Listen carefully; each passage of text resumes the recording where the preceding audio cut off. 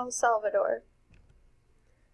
Here are two maps. One is a close-up of El Salvador with all the cities in it labeled, and then one is a more of like a world view.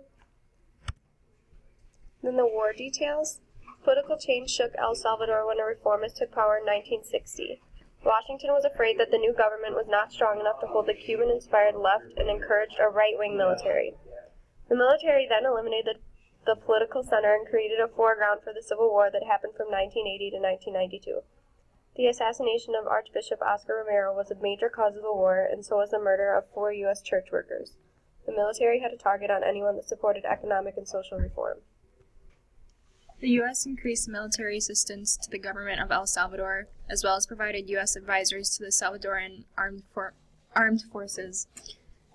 The USA began a series of National Guard training services in El Salvador. America supported Nicaraguan anti-communist rebel forces to help the El Salvadoran government fight off rebels. The role of the USSR, or the Soviet Union, was El Salvador was supported by the Soviet government, but the Soviets didn't always provide much or the best direct support to the guerrillas.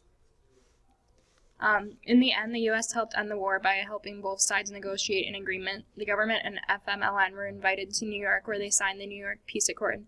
The final agreement, which finalized the end of the war, was signed on January 16, 1992. Notable people were Archbishop Oscar Romero, who was appointed February 3, 1977 in San Salvador. He was assassinated the 24th of March, 1980 at the age of 62. This was a huge cause to the war. President Reagan was also notable. He was elected as U.S. President in 1980, approved human rights standards in El Salvador in 1982, asked Congress to send more aid to El Salvador in 1983. Then the last notable person would be Napoleon Duarte. He became Salvadoran president in 1984 and was a Christian Democrat. His daughter and friend were kidnapped in 1985 by the FMLN. And here are our sources.